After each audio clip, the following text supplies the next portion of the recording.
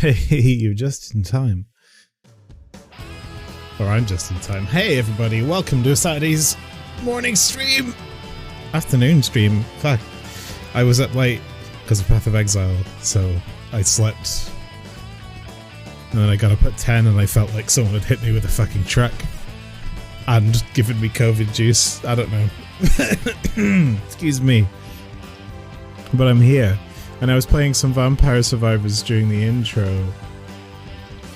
And I was like, why don't I just do one run?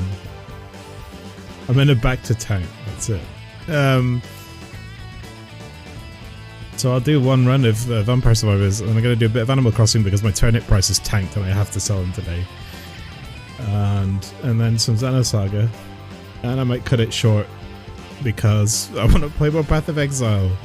So, heck, why don't I even just go into Path of Exile? No reason not to leave it running, I suppose. I'll get some like big brain, yeah, Giga Brain come in and be like, you're playing it wrong. I'll be like, I know. I don't care. Whatever. Anyway, hi. This is such a jam though. This is from Star Ocean till the end of time. I love this track. I forgot I'd put it on this playlist. Right. But I'm already here, says Phoebe. Lol lol lol. So let's have a look at Vampire Survivors right quick. One run. One good run. Like if I die immediately. If I die before the second Mantis, so we're looking at a 10-minute run, right? I'll redo it. But I kind of want to do a full stream of this game at some point, so I'm probably not going to clip this part for the VOD. Or maybe it's a part 0, I don't know. I don't know how we do that. What am I looking at? There we go. Let's reset my head. Vampire Survivors. I bought this game for £2.09, I think it was, yesterday. Please capture. Any minute now. Is it going to be one of those? Right, okay.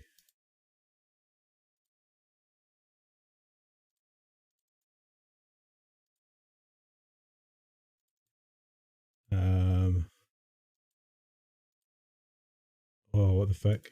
Transform. Reset transform. There we go.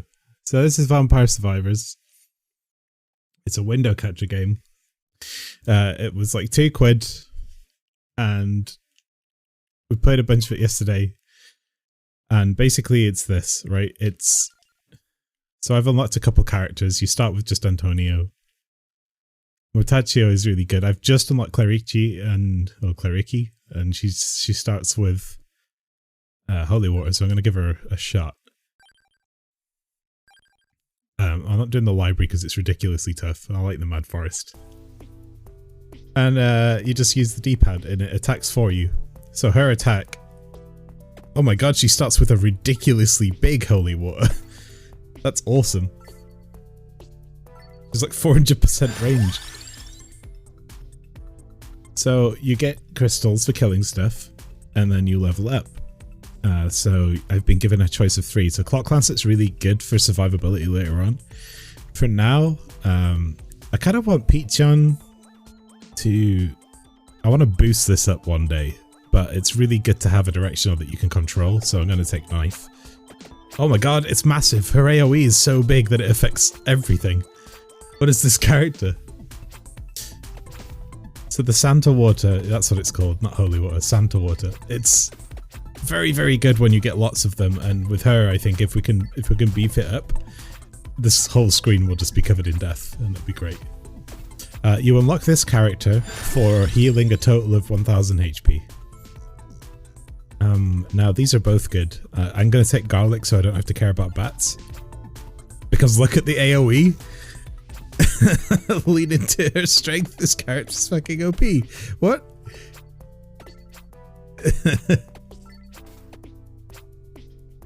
Yeah, Bucks and Garlic are going to be insane. This is crazy. So this is the game, and it's just waves of enemies, level up, get items. There's a few items and characters to unlock, and that's it. And you can play it with just your one hand on the arrow keys pretty much. And it's really extremely addictive for some reason. So I'm not putting out a lot of damage, but I am putting out a large area. See, now we've got 2. Oh, the area of effect went down. It split it in half. So that must be the caveat to this character starting with a massive AoE range. Now we have 2 enormous daggers, so let's do it. Yeah, the daggers are smaller now.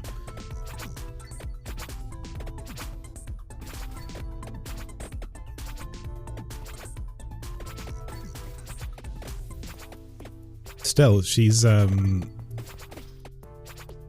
very good to have garlic with, like massive garlic. But the garlic upgrades are like area up, so I wonder if that works. No, it actually made the area go down with this character.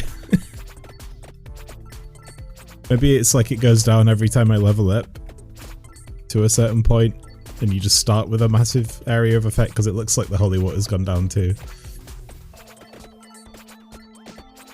Okay, that would have been busted, so I guess I understand. I guess.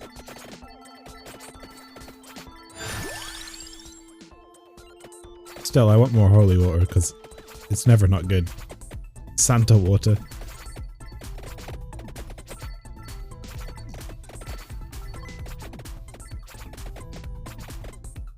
And really the focus is just on not getting hit by stuff. You don't really have to worry about what direction you're facing until a boss spawns or something.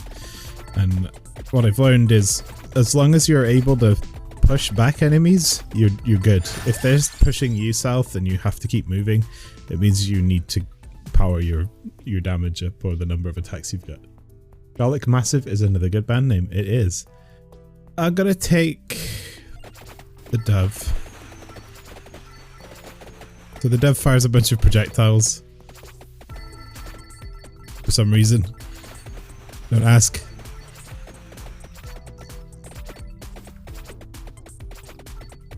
And I'm still on bats, so level 2 garlic is enough to just stand here and not care about bats.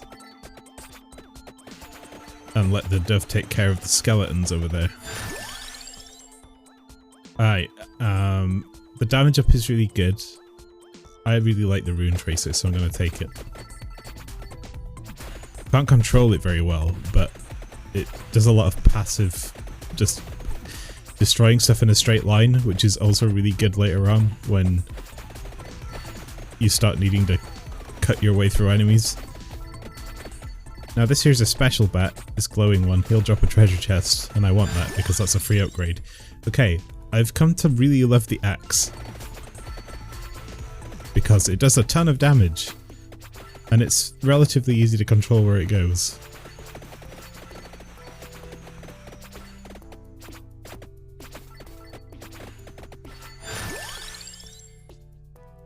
Let's reduce cooldown so we get more holy water on screen for longer.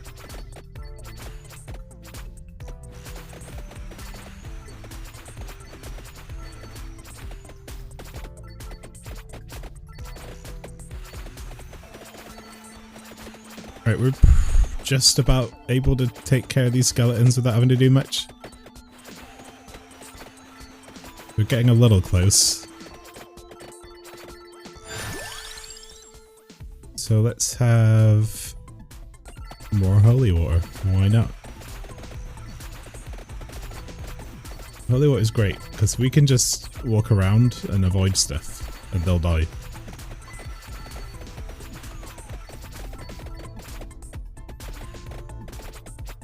Santa water. Santa brand holy water. Right, I'll take the clover. But I do really want, I need more damage going out. At close range damage, I think. There's some health on the floor. I'm going to leave that as long as I can. There's other power-ups as well. The thing I call Hot Tamale, which just makes you breathe fire everywhere, is great because it's an insta-kill. More or less. There's... What else is there? Oh, a boss. The boss is a praying mantis. The other power-ups, there's like a smart bomb that just destroys everything on screen, which is really cool if you get one just before the second boss. So here we go with the axes. I'm just gonna like stand here and try and get this dude.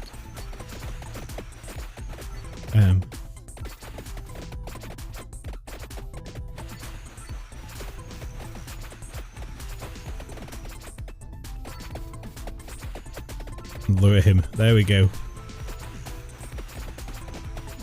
Suicide run. Bam! Got it. So level 12 isn't amazing at 5 minutes 40, but yeah, we can beef up from here. We're getting a lot of knives though, and I prefer stuff that just kind of goes all around me. But this is really good again for just carving a path forward. Make the water stronger. Yeah. But now it's doing a buttload of damage.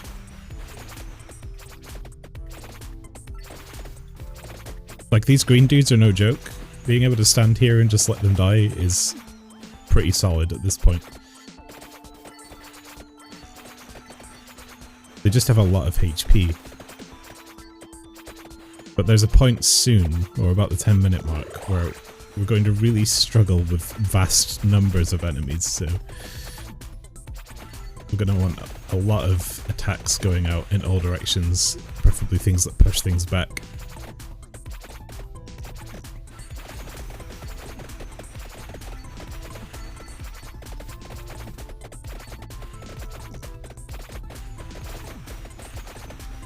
Hey Flower. Good morning. Have you considered the Bible? I have. It's actually very good for knockback. It does get a bit full, I go, it does. It's nuts. Well, you could make an obvious this is an Animal Crossing joke, Flower, but my ticker does say I'm playing this game, so it wouldn't work.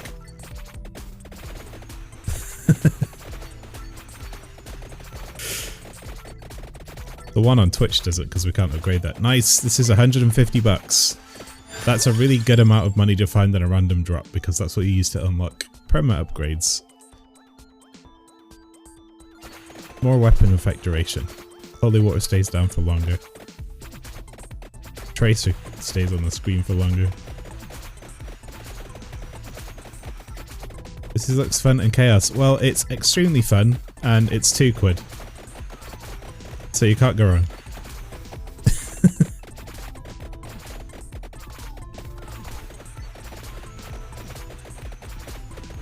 I'm letting my Tom Nook payment, so he sends his ghouls to eat your face off. Could be. He doesn't take late payments though, he doesn't care. He doesn't care how long it takes to repay the loan. He knows that money's coming in. He's got fucking thousands of islands. Okay, I just got a red gem, which is a buttload of XP. However, I'm starting to struggle. As you can see, I'm being pushed back, like I was saying before. That's not good.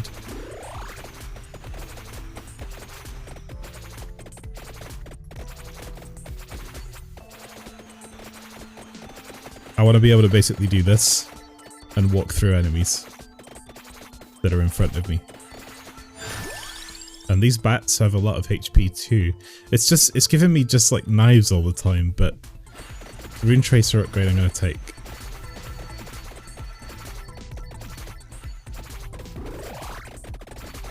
Okay, I don't care about these bats because we have garlic.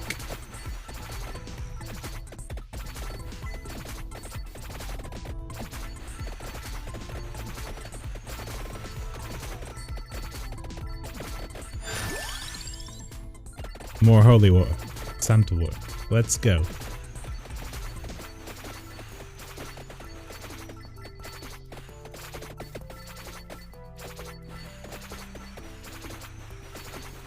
So my strat right now is if we get really swarmed, I'm gonna watch the Rune Tracer and run in the direction that it goes in and hope that it's a cardinal one. So we can just like literally push through everything like this.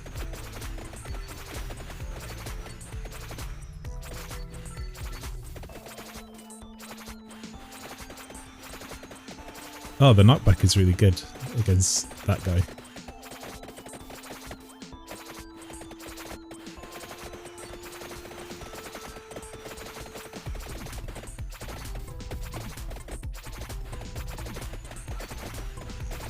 They have too much health.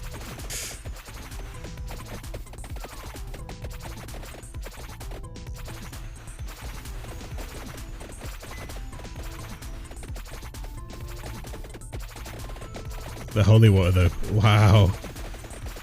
Oh, that absolutely destroyed all of them, so now I need to do a big run around so I can get to this chest. 3 prizes, you can get, I've seen as high as 5 prizes come out of a single chest. Yep, we are 9 seconds away from a second boss spawn. This is going to make or break. More holy water, more axes, and more duration. Excellent, that's a really good combo for us. And I got killed by a bat immediately. So, you know, that's roughly 10 minutes of Vampire Survivors, and a testament to how good the game actually is. I have to do another run. I'm sorry, but I'm going to do it. Oh, wait a minute. No, it's fine. I was going to turn on the song request thing for Sunday, but I'm going to hold off this week, I think, and then I'll do it next week. So what do we got? So you can now buy power-ups. These are permanent upgrades for all characters.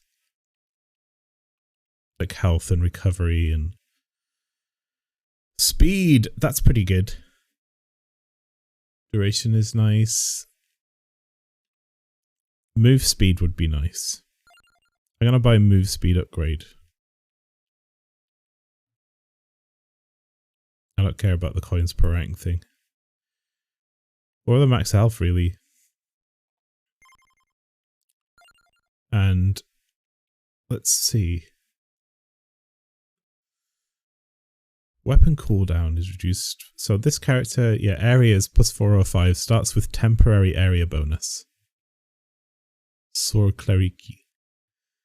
This one has this cool projectile. This guy throws bones about. Gets more projectiles every 20 levels. That's really good. 10% more experience every 5 levels is also really good. 10% more damage every 10 levels. So I don't really use this guy anymore. So I'm gonna, let's use Antonio. Because that damage thing seems nice. So he starts with his Castlevania whip.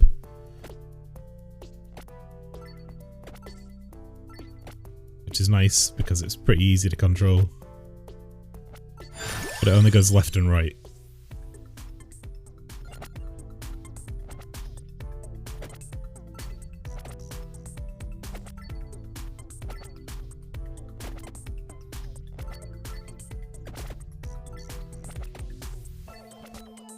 There we go.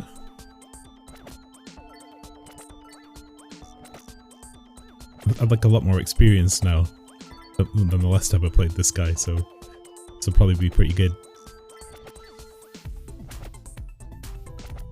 But yeah, generally I get the same kind of vibe from Isaac, just the nice, it's a simple kind of thing, but giving me random upgrades and letting me adapt.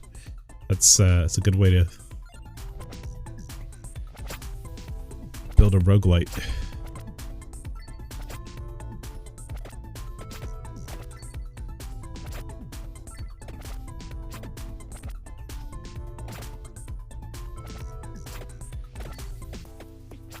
The cross is like a boomerang and it gets a damage upgrade in its second one, so it's kind of a really good early item, I've found.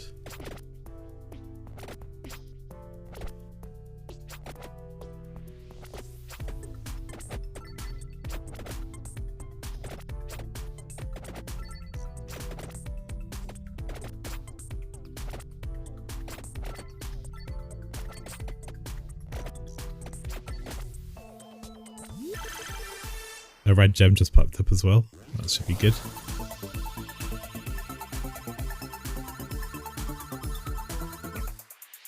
Oh, there we go. So we've already got like a decent damage attack. I whip my cross back and forth. And let's take Santa Water.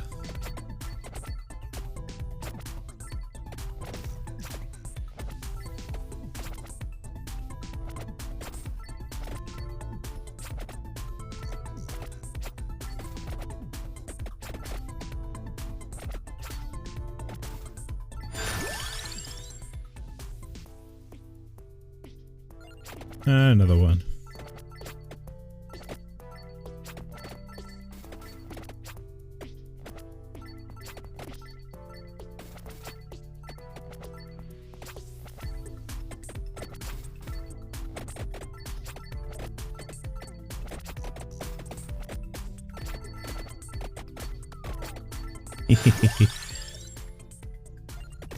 Nice early clover.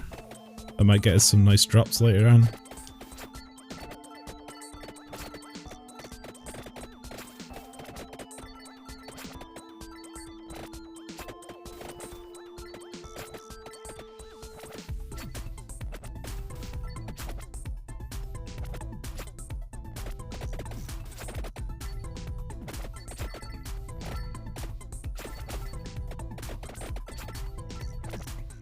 Okay, we're on the bats phase, which is just...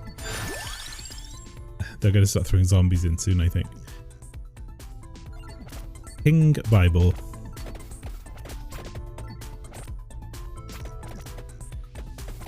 There we go. So we get these little Bibles that pop up. They're at like a little shield, almost. You have knockback.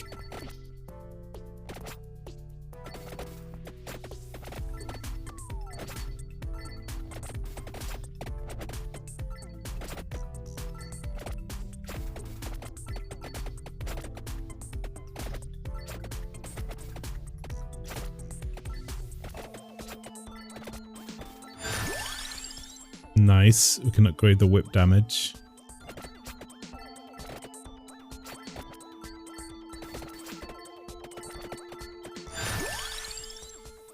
We could upgrade our move speed or weapon effects. I'll take the clock lancet this time.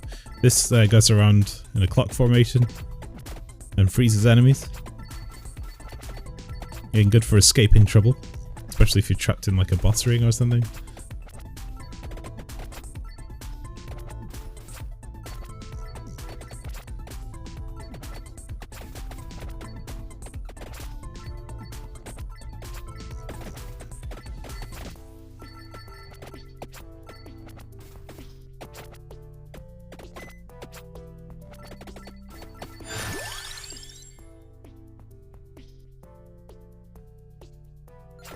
Increased damage on Santa Water, of course. So that's going to stack really well with this character's natural damage progression.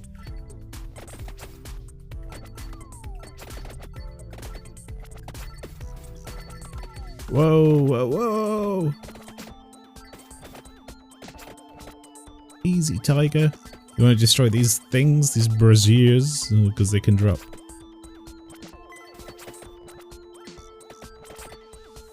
Power-ups and meat, which is good for health. High damage, high area scaling. Axe is great. It'd be yet another weapon. I'm gonna go with some upgrading something we've already got. Although I am really lacking on actual close range damaging abilities right now, which is a bit frightening at this stage. But I think we'll be okay. He's still playing the 4K Remastered Ocarina. It's a really good game. I was going to play it recently. I've been thinking about it for a while, but I have too much on to stream it, so I just haven't started it.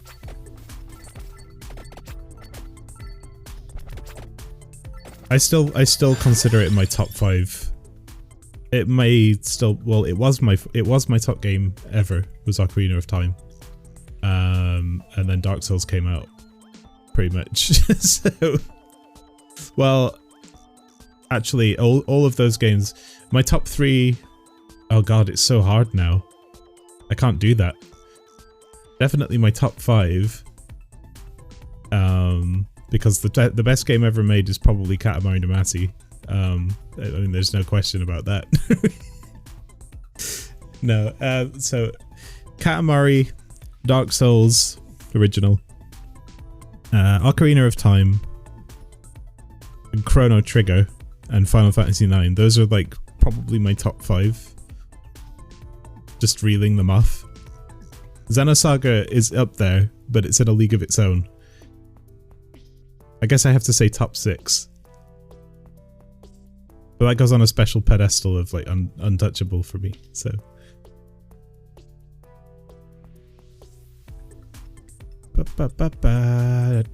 More whip. Let me whip the mantis. Not a euphemism.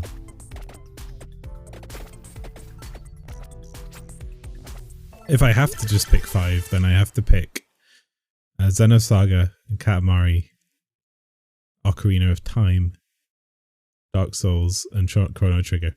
Because while I love Final Fantasy IX a lot, I think Chrono Trigger is a better RPG.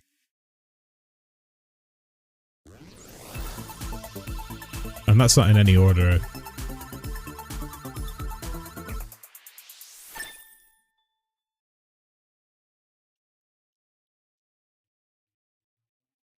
Top list is real hard. There is no uniform measurement, and it's all subjective. It's really all subjective, and it's especially hard with something like that you're super interested in, because the more you learn about a subject like music or games, the more you realize you actually can't just go, what's your top 5 favorite bands? Because I'm like, well, you know, I could say like, musicians, you know, Chopin, and then like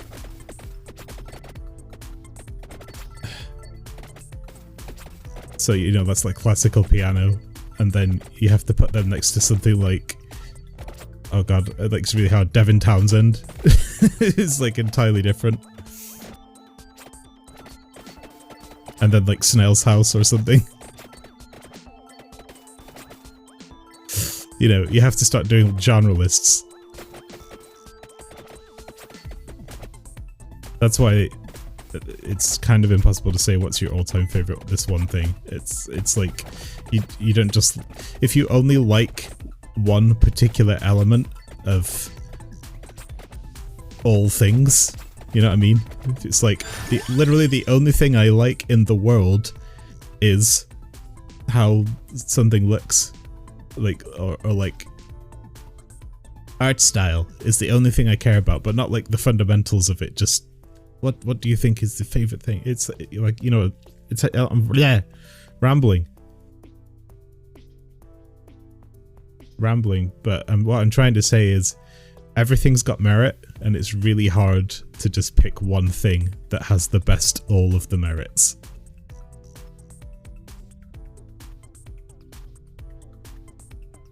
Yeah, comparing Animal Crossing to Doom Eternal is difficult, but I love all of the stuff that came out of that launching on the same day.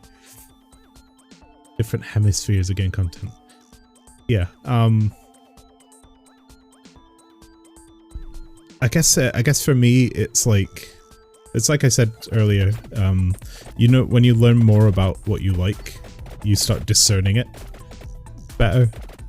So if I had never heard a piece of music before, and I was like a wee babbo, and I heard the fun noises, I'd go, oh, I like this fun noise, right? The one that makes the helicopter noise. That one's great. That's my favorite. But now I'm like, okay, helicopter noises are cool and all, but who made the best helicopter noise, and what context was it used in, and how was it produced, and all of this other shit. What is the best children's song? So when I was a kid, I probably really liked Twinkle Twinkle Little Star, but now I realize it's just derivative, and it's like, there's other better songs out there, and I have to sort of pick between. Well, actually, I can't, because Mary Had a Little Lamb, that was pretty banger. Baba Black Sheep's just Twinkle Star again.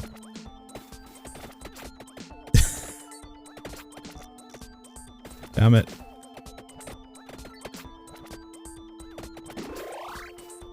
Imagine having to write a think piece on the best children's nursery rhyme by comparing the stuff that you loved as a kid from accounts from your parents and then thinking critically about it now as an adult. I mean, for me that's pretty easy because I always loved Samurai Pizza Cats and Escaflowne from a very young age, so... More damage! We're surviving pretty well.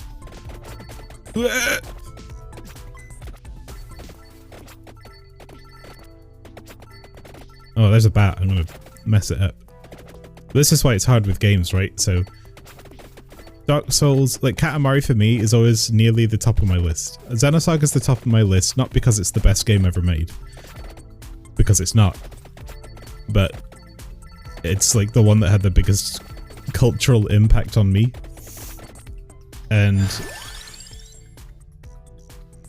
Katamari is on that list because I think it's one of the best examples of a game that is pure in its intent to be something that is fun. And as an adult, like getting older, you can read into it and think, oh, it's actually a commentary on like excessiveness and how we just will never have enough and we just always want more as a society. But if you leave that stuff behind, it's still a really fun game.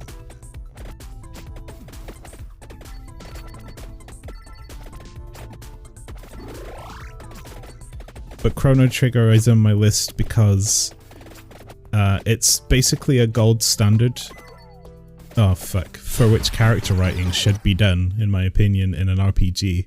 Every character has a story that has a beginning and a middle and an end, and that story is something you uncover throughout your journey, and it contributes to the strength of your overall party and the wealth of your experience in just the bigger narrative in the game. And that's like Final Fantasy IX does that really well up to a point until you get Amaranth, and then he's just like they kind of phone that one in, but you know, it's all good. That's the stuff that I like. The show I'm watching right now is called Osama Ranking. It's like it looks like an old-fashioned cartoon. I mentioned it the other day, but it's about this little kid who's like, he's got to be the king. He's the son of the king, but he can't speak and he can't hear.